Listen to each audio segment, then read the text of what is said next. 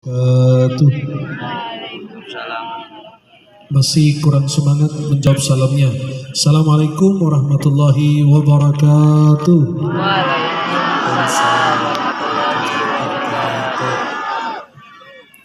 Alhamdulillahi rabbil alamin, wassalatu wassalamu ala asyrafil mursalin sayyidina maulana Muhammadin wa ala alihi wa sahbihi ajma'in.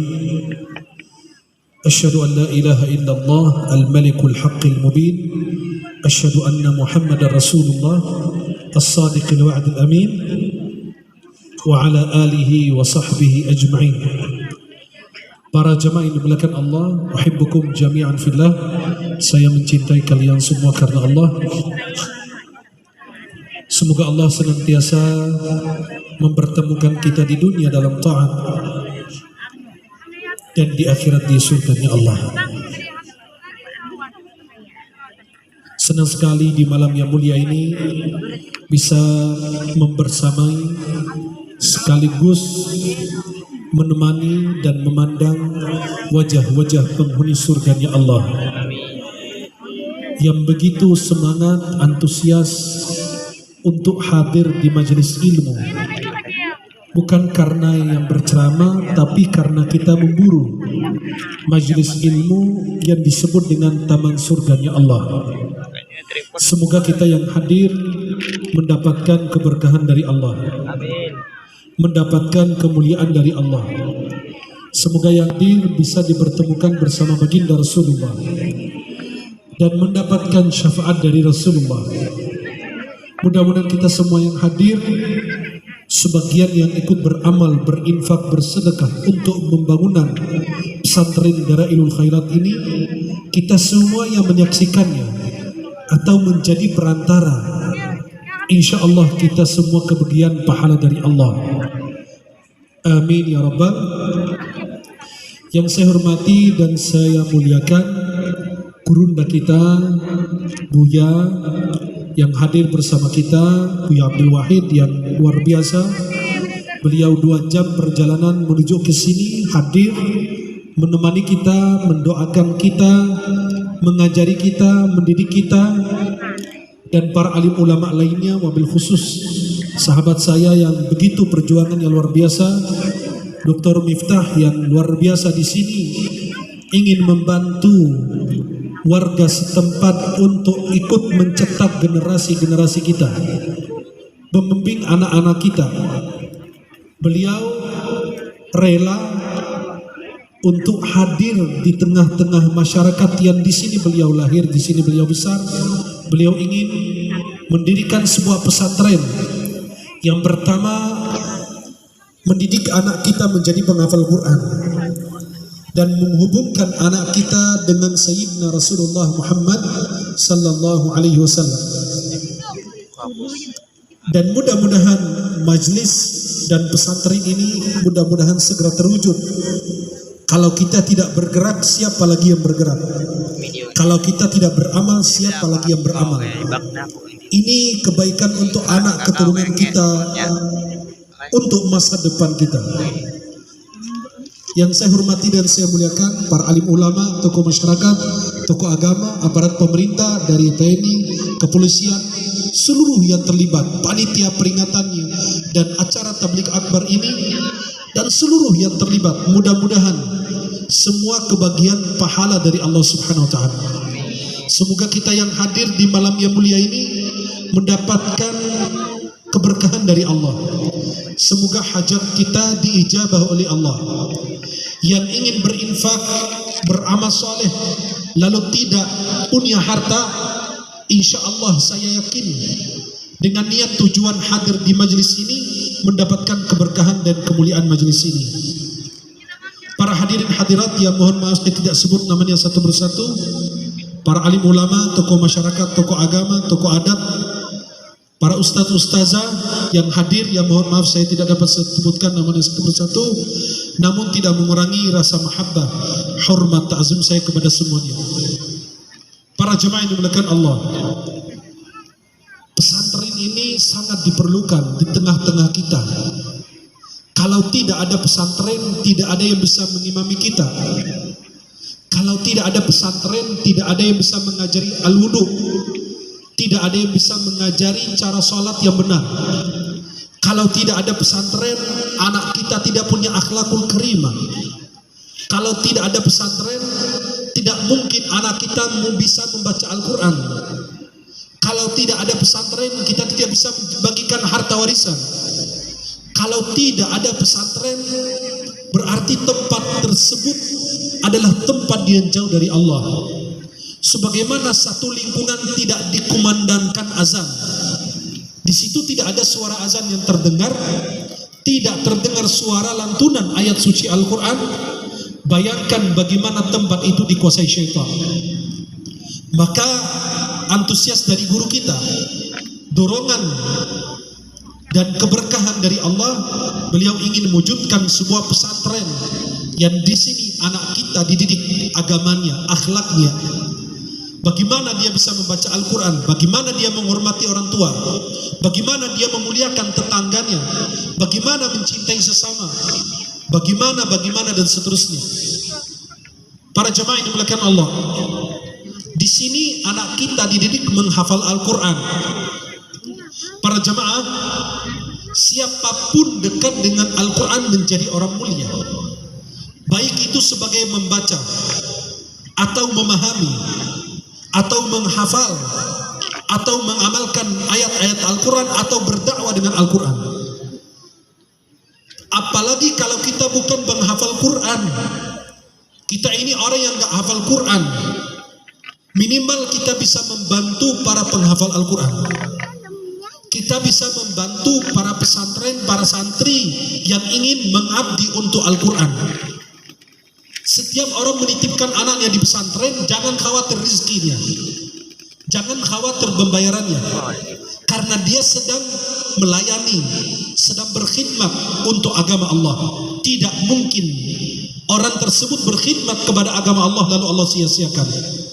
Kita kalau punya pelayan berkhidmat dengan sungguh-sungguh, kita punya seorang murid begitu berkhidmat kepada sosok seorang guru akan memberikan ilmu-ilmu yang bermanfaat. Bahkan dia akan setiap saat mendapatkan doa dan keberkahan dari gurundannya. Begitu dengan kita. Kalau anak kita belajar di pesantren, belajar ngaji, belajar agama, jangan khawatir rezekinya. Allah yang maha mengatur segala-galanya. Kadang-kadang orang mau maksiat, ada aja uangnya. Lihat kalau ada acara dangdut, halo, masih hidup? Halo, masih hidup? Alhamdulillah. Kalau ada acara dangdut, banyak yang saweran, sampai ditarik sama istrinya di panggung, sampai digebukin sama bininya di panggung. Dia untuk maksiat rela keluarkan uang, tapi malah untuk masjid, musola, pesantren malah dia tidak rela. Padahal kalau dia masuk liang lahat, insya Allah banyak mendoakan. Bayangkan setiap orang meletakkan batu di dalam pesantren atau masjid atau musola atau tempat ibadah atau tempat-tempat yang insya Allah bisa digunakan untuk beribadah, keberkahan dan lain. Bayangkan kalau kita taruh lampu di dalam masjid musola, selama lampu itu masih dimanfaatkan, bayangkan betapa banyak pahala santri yang Anda dapat.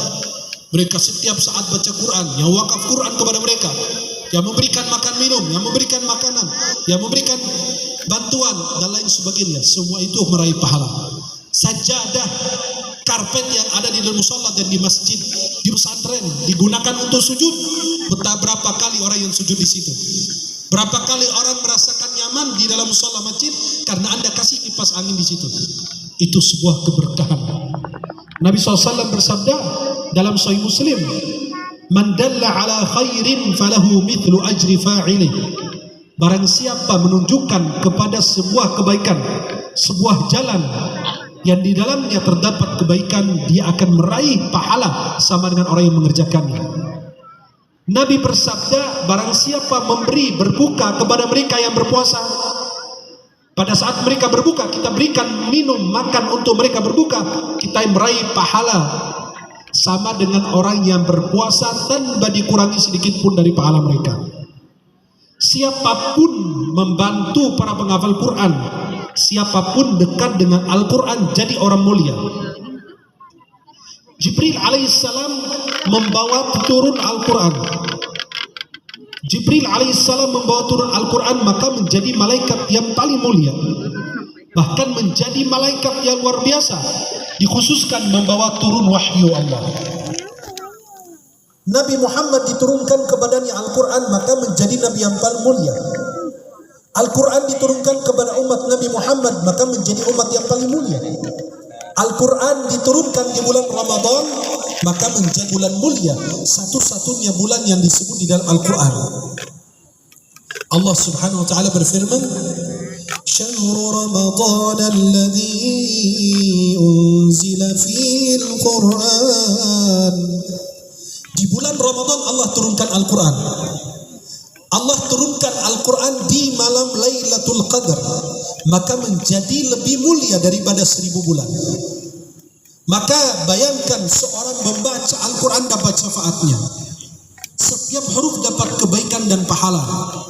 Nabi mengatakan dalam hadis riwayat Tirmidzi dan berkata haditsun hasan sahih dari Abdullah bin Mas'ud, "Man qara'a harfan min kitabillahi falahu bihi hasanah wal hasanatu bi 'ashri amsalha. La aqulu alif lam mim harf walakin alifun harf, lamun harf, mimun harf." Barang siapa membaca satu huruf dari kitab Allah, maka dia mendapatkan satu kebaikan dari Allah, dan satu kebaikan dilipatkan digandakan oleh Allah Subhanahu wa taala. Wallahu yudha'ifu liman yasha, wallahu wasi'un alim. Nabi mengatakan, saya tidak mengatakan alif lam mim satu huruf, melainkan alif satu huruf, lam satu huruf, mim satu huruf. Dalam Sahih Muslim dari Umar bin Khattab, Nabi bersabda, "Innallaha yarfa'u bihadzal kitabi aqwaman wa yad'u bihi akharin." Sesungguhnya Allah dengan Al-Quran mengangkat sebuah kaum dan merendahkan kaum yang lain. Bayangkan anak-anak kita penghafal Quran, dikenalkan di seluruh dunia, padahal dia bukan siapa-siapa, hanya diangkat derajatnya karena Al-Quran.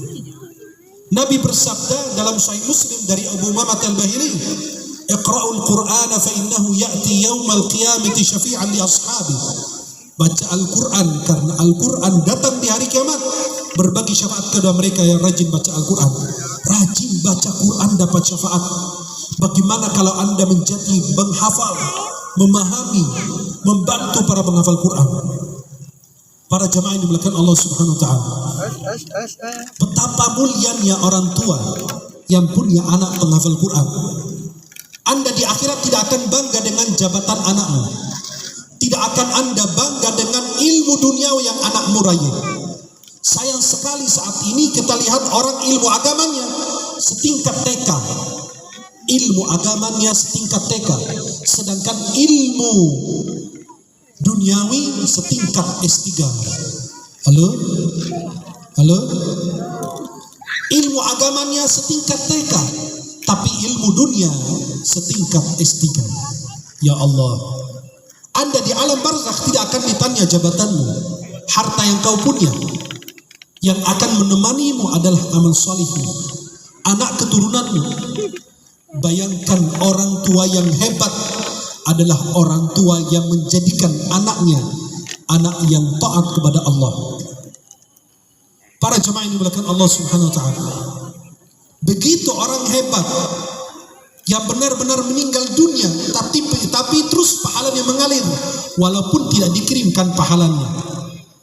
Kita punya anak lagi tahfiz Quran, nggak perlu dia mendoakan orang tuanya. Dia setiap huruf, setiap ayat akan disumbangkan, akan dikirimkan kepada orang tua. Bayangkan kita di alam barzakh diangkat derajat kita oleh Allah, dinaikkan levelnya oleh Allah, tingkatannya di dalam barzakh, dan diberikan kenikmatan dan hembusan daripada surga. Dan dia bertanya, "Ya Rabb, kenapa engkau angkat derajatku? Kan aku sudah putus, aku sudah meninggal."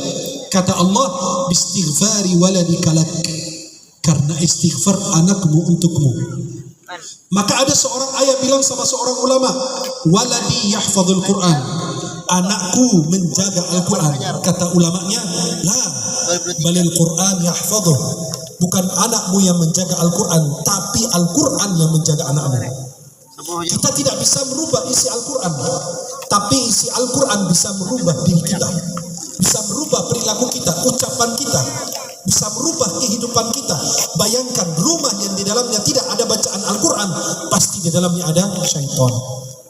Nabi bersabda dalam Sahih Muslim dari Abu Hurairah, "La taj'alu buyutakum maqabir. Inna syaitana yafirru minal baiti alladhi yuqra' fihi surat Al-Baqarah." Jangan jadikan rumah kalian seperti kuburan. Sesungguhnya syaitan lari dari rumah yang dibaca di dalamnya surat Al-Baqarah. Berapa kali kita baca Al-Quran? Jadilah contoh yang baik untuk anakmu, keturunanmu. Berapa kali anak kita masuk rumah, sampai rumah orang tuanya sedang membaca ayat Al-Quran. Berapa kali anak kita terbangun di tengah malam, kemudian anak kita melihat ayahnya lagi baca Quran, ibundanya tengah malam baca Quran, atau sedang sholat tahajud, atau sedang bersalawat, atau sedang berzikir, atau sedang beristighfar. Bagaimana dengan nasib kita? Ada orang tua yang meninggal dunia, terus pahala mengalir. Allah ampuni dosanya, Allah ringankan azabnya, Allah subhanahu wa ta'ala maafkan kesalahannya, dan anak bisa memberi syafaat kepadanya di hari kiamat. Diriwayatkan dalam hadis Nabi SAW, walaupun ulama hadis menilai hadis ini lemah, dhaif, bahwa seorang penghafal Quran akan memberi syafaat kepada 10 orang dari keluarganya. Betapa bahagianya kita sebagai orang tua. Kurang ibadahnya, kurang zikirnya, kurang salawatnya, kurang bacaan Qurannya, tapi subhanallah, malah kita diberikan syafaat oleh anak dari sulbi kita, keturunan kita. Punya anak 5, punya anak 3, tidak ada satupun di antara mereka hafiz Quran. Coba kalau kita punya anak, kami tidak semua anak yang kita inginkan itu anak jadi ulama semua. Kalau anak jadi ulama, jadi kiai, jadi ustaz, siapa yang diceramahin? Nggak ada yang diceramahin. Kalau semua jadi ulama, maka harus ada yang berilmu, ada yang awam. Harus ada yang kaya, harus ada yang miskin. Harus ada atasan, harus ada bawahan. Harus ada orang kuat, harus ada yang lemah. Subhanallah. Para jemaah yang dimuliakan Allah, yang kita harapkan dari pesantren-pesantren yang didirikan, dari masjid yang di dalamnya diajarkan Al-Quran, pesantren, mushola, masjid, di mana tempat anak-anak kita belajar Al-Quran, bukan harapan kita anak kita menjadi ulama, tidak. Boleh, silakan. Tapi harapan kita 10 tahun, 15 tahun ke depan, Indonesia akan dipimpin oleh orang penghafal Al-Quran. Halo? Harapan kita, RT kita, RW kita, kepala desa kita, camat, lurah, bupati, wali kota, menteri, presiden, wakil presiden, harapan kita 10 tahun, 15 tahun ke depan, yang pemimpin Indonesia adalah orang penghafal Al-Quran. Harapan kita, anak kita tidak harus menjadi ulama, insinyur tapi hafiz Quran, pejabat hafiz Quran, dokter hafiz Quran, pilot hafiz Quran, pengusaha hafiz Quran. Yang penting Al-Quran ada dalam kehidupan kita. Jangan sampai kita menghadap Allah tidak membawa Al-Quran di dalam hati kita. Al-Quran adalah jalan keselamatan. Kita tidak butuh waktu untuk membaca Al-Quran, melainkan waktu kita yang membutuhkan Al-Quran. Kita tidak butuh waktu baca Quran, tapi waktu kita yang betul-betul membutuhkan Al-Quran. Para hadirin hadirat yang dimuliakan Allah, bayangkan kalau kita bangkit dari kubur, tidak ada bulan, tidak ada matahari, gelap gulita. Masing-masing lari ketika bangkit dari kubur, lari menuju pada mahsyarnya. Masing-masing memikirkan dirinya. Hanya satu saja yang memikirkan orang tuanya. Allah subhanahu wa ta'ala berfirman dalam surat Abasa, "Yawma yafirrul mar'u min akhihi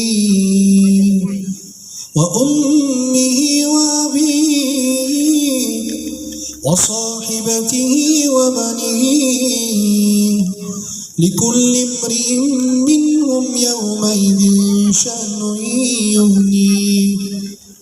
Yauma yafirrul mar'u min akhihi, seseorang akan lari dari saudaranya, wa ummihi wa abihi, ayah dan ibunya, wa sahibatihi wa bani, istri dan anak keturunannya.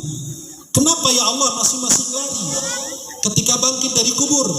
likulli imri'in minhum yawma idzin sya'nun yughni. Masing-masing punya urusan di hadapan Allah. Mereka ketakutan dari Allah. Hanya satu orang yang bangkit dari kubur, hanya dia memikirkan kedua orang tuanya. Siapakah orang tersebut? Adalah para penghafal Quran.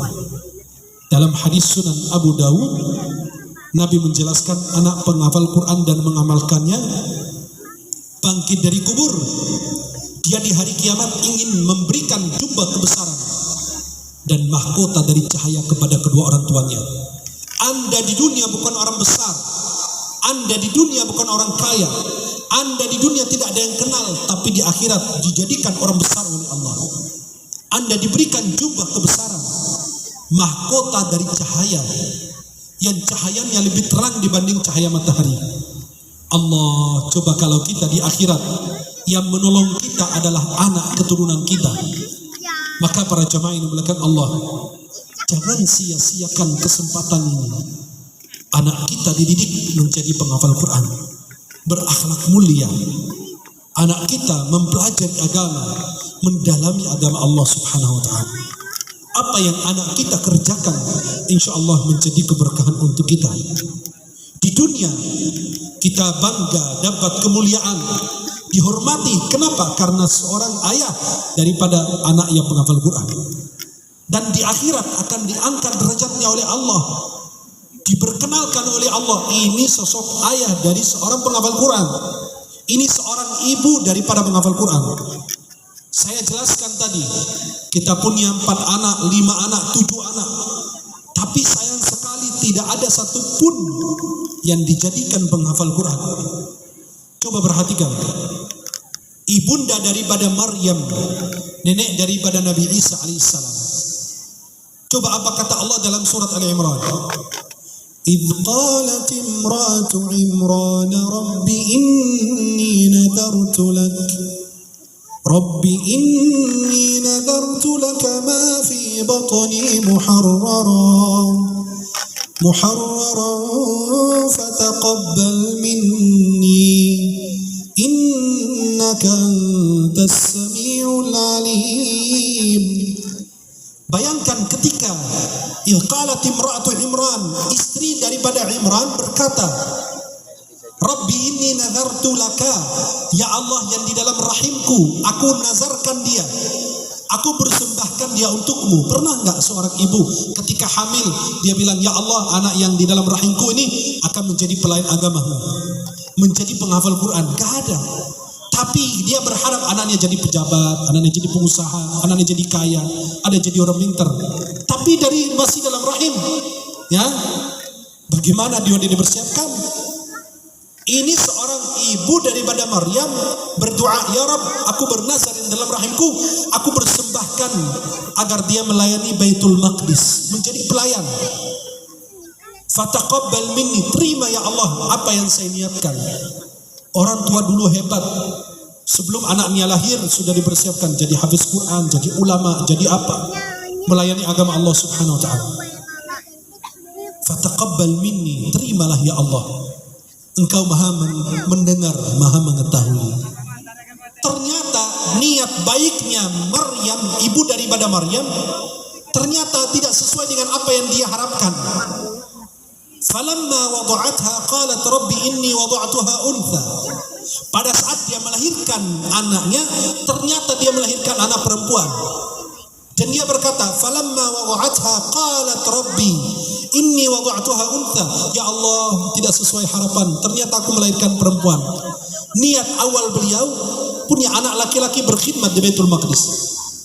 Walaysa karukal untha. Ya Allah, tidak mungkin sama laki-laki dengan perempuan, bukan dalam amal ibadahnya, tapi dalam pekerjaannya. Fisik laki-laki berbeda dengan fisik perempuan. Kedua, wanita tidak boleh lama-lama di tempat yang banyak laki-laki.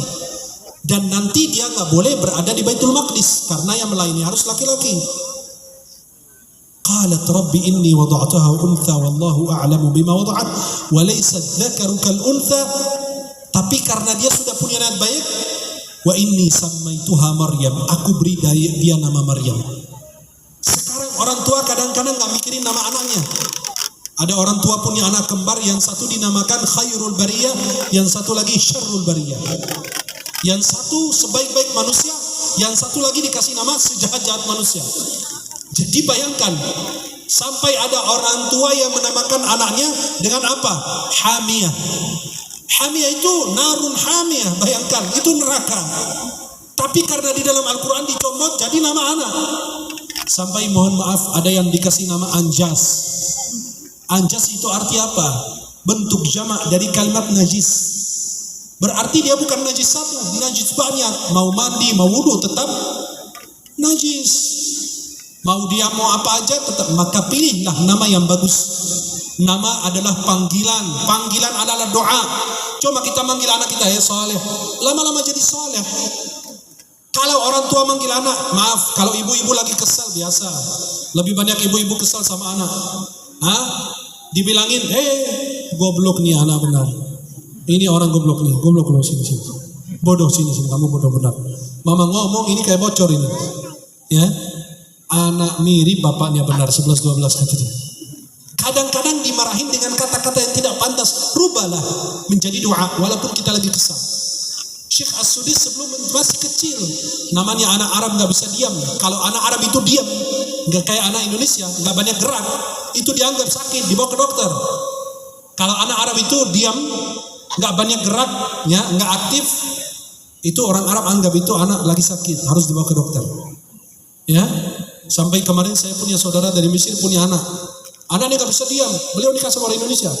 Anaknya nggak bisa diam, kata mertua, ini anak yang sakit apa? Harus bawa ke dokter. Karena nggak bisa diam, artinya orang Indonesia nggak kebiasa dengan anak-anak udah kayak jin ifrit, lompat sana lompat sini, masih kecil lagi, bagaimana gedenya? Itu mau dibawa ke dokter. Ke orang Arab malah yang begitu disenangi. Kalau anaknya diam, nggak banyak ngomong, nggak banyak rusuh, itu dianggap sakit, malah dibawa ke dokter. Ya, dianggap itu bermasalah tuh anak. Jadi Syekh As-Sudis ini masih kecil, ibunya lagi menghidangkan makanan siang, ada tamu. Masih kecil, yang sekarang jadi imam Masjidil Haram. Ibunya lagi kesal, doain anaknya apa? Maaf kalau ibu-ibu yang lain, ya Allah mampus tuh anak benar, bikin kesal aja. Itu seorang ibu-ibu kadang-kadang melontarkan kalimat yang tidak pantas. Tapi ini seorang ibu yang hebat, walaupun sedang emosi, sedang marah, tetap mengontrol dirinya, maka mendoakan anaknya, itu anak, semoga kamu menjadi imam Masjidil Haram. Padahal lagi kesal. Bagaimana kalau lagi senang, doanya apa ya? Lagi kesal aja didoain Imam Masjidil Haram. Gimana kalau lagi senang? Akhirnya benar-benar anaknya karena keberkahan doa ibunya itu jadi Imam Masjidil Haram. Syekh As-Sudis itu wallahu a'lam sejak usia 25 tahun jadi Imam Masjidil Haram. Hebat beliau itu. Sampai sekarang menjadi imam walaupun sudah sepuh. Dan beliau itu menjadi ketua pelayan dua masjid, Masjid Nabawi dan Masjidil Haram. Dan termasuk imam tertua di situ bersama Syekh Asy-Syuraimi. Itu mereka itu bersahabat sejak dahulu. Kita dengar Syekh As-Sudis dan Syekh Asy-Syuraimi sejak dahulu itu ada di Masjidil Haram. Dan kasetnya kita sejak dahulu kita dengar. Bayangkan itu keberkahan dari doa seorang ibu. Maka itulah orang tua yang hebat, orang tua yang cerdas, orang tua yang soleh, solehah. Maka itulah doa ibu daripada Maryam. Walaysat dzakaru kal untha wa inni samaituha Maryam. Aku namakan dia Maryam. Dan enggak mungkin fisik laki sama dengan perempuan. Wa inni u'idzuha bika. Coba perhatikan. Wa dzurriyyataha minasyaitonir rajim. Ya Allah, aku lindungi dia. Aku doakan dia biar dia senantiasa dilindungi daripada godaan syaitan. Itu dilindungi dari godaan apa? Syaitan. Dan bukan hanya dia, keturunan-keturunannya juga. Maka Nabi Isa dijaga. Semua bayi itu lahir nangis kecuali Nabi Isa. Itu tidak diganggu oleh syaitan. Maka para jemaah ini dimuliakan Allah Subhanahu wa taala. Wa inni sammaituha Maryam wa inni u'idzuha bika wa dzurriyyataha minasyaitonir rajim. Coba apa yang terjadi? Fataqabbalaha rabbuha biqabulin hasanin wa anbataha nabatan hasan. Allah terima niat baik beliau, tetap diterima. Wa ambataha, lalu dia tumbuh besar dalam taat. Kemudian beliau menjadi pelayan di Baitul Maqdis. Bayangkan seorang wanita menjadi pelayan di Baitul Maqdis. Beliau mengasingkan dirinya di sebelah timur Baitul Maqdis. Dia di situ berkhalwat beribadah. Pada saat dia lagi haid, dia keluar. karena perempuan yang sedang haid tidak boleh menetap di dalam ruang ibadah atau masjid. Akhirnya Maryam itu suatu hari lagi di dalam mihrabnya, tempat dia beribadah, Nabi Zakaria masuk, karena Nabi Zakaria itu saudara beliau. Akhirnya Nabi Zakaria kaget lihat Maryam, loh ini seorang wanita kok hebat, buah-buahan musim panas ada di musim yang berbeda, buah-buahan musim dingin ada di musim panas dan sebaliknya. Beliau terkejut. Kullama dakhala 'alaiha Zakaria al-mihraba qala ya Maryam anna laki hadha. Setiap dia kali masuk mihrab, kok buah-buahan yang beda musim ada sekarang.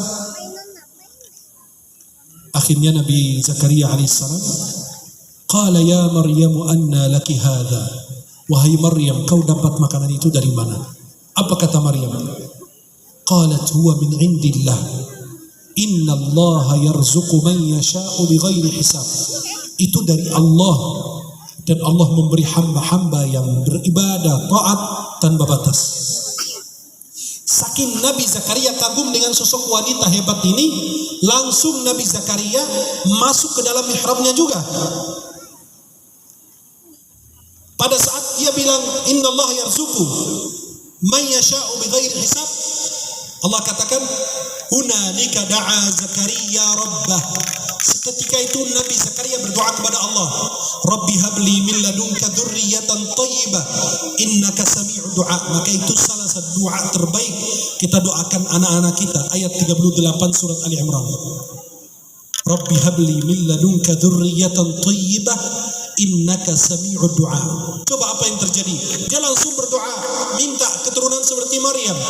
Akhirnya fanadathul malaikatu wa huwa qa'imun yusalli fil mihrab anna Allah yubashshiruka bi Yahya. Langsung dipanggil malaikat, dia masih berdoa, kata malaikat, ya Yahya, ya Zakaria, sesungguhnya Allah kabarkan kepadamu bahwa engkau akan diberi anak. Istrinya belum hamil, tapi dikasih anak, nanti istrimu hamil dan dikasih nama sama Allah langsung. Dikasih nama Yahya. Dikasih nama siapa? Yahya. Maka Allah Subhanahu wa taala jelaskan di dalam surat Maryam, di awal surat Maryam, bagaimana doa dan sungguh-sungguh Nabi Zakaria. Allah berfirman, Kafha ya Ain Sad Dzikru rahmati rabbika 'abdahu Zakaria إذ نادى ربه نداء خفيا قال رب إني وهن العظم مني قال رب إني وهن العظم مني واشتعل الرأس شيبا ولم أكن بدعائك رب شقيا وإني خفت الموالي من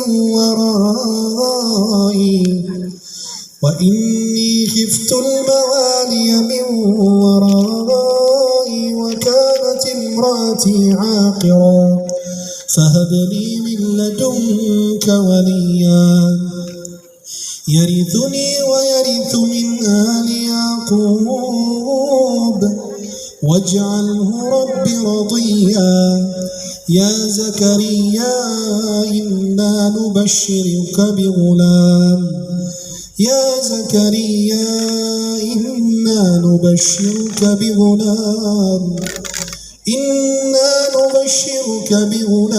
اسمه يحيى لم نجعل له من قبل سميا. Kalau kita baca dua cerita ini di awal surat Maryam dan di surat Ali Imran, luar biasa. Itulah harapan, keinginan, dan doa orang tua kepada anaknya. Maka para hadirin hadirat yang dimuliakan Allah, kita harus berjuang bersama agar benar-benar kita bisa wujudkan pesantren ini. Minimal kalau bukan buat anak kita, insya Allah buat cucu keturunan kita ke depan, buat lingkungan kita, agar menjaga keutuhan, menjaga agama, menjaga akhlak, menjaga moral kita, menjaga hubungan baik kita dengan Rasulullah, menjaga Al-Quran dimanapun kita berada. Para jamaah yang dimuliakan Allah Subhanahu Wa Taala, kita berjuang untuk Al-Quran, maka Allah tidak akan mensia-siakan hidup kita. Setiap yang hadir di malam hari ini, di tengah hujan tadi, jalannya becek, ada yang duduk, Masya Allah, yakin itu tidak bakalan sia-sia. Itu semua tidak akan sia-sia. Maka sekarang minta hajatmu kepada Allah. Berdoa bilang, ya Rob, aku tadi hujan, jalanan kurang bagus, becek, aku sedang duduk dan kesulitan mendapatkan duduk yang baik, tapi aku berjuang ke sini Allah karena ingin menghadiri majelis ini, ingin memandang wajah-wajah guru-guru kita yang mulia ini, berjumpa dengan para penghuni surganya Allah, menyaksikan amal baik yang dilakukan oleh orang lain. Insya Allah kita semua mendapatkan keberkahan dunia akhirat. Mudah-mudahan kita yang hadir di malam hari ini mendapatkan keberkahan dari Al-Quran, mendapatkan keberkahan dari salawat kepada Nabi Muhammad sallallahu alaihi. Mudah-mudahan yang hadir di malam hari ini insya Allah dipertemukan kembali di surganya Allah Subhanahu Wa Taala. Mudah-mudahan para jamaah yang insya Allah hadir, mudah-mudahan di malam hari ini hajatnya dikabul oleh Allah.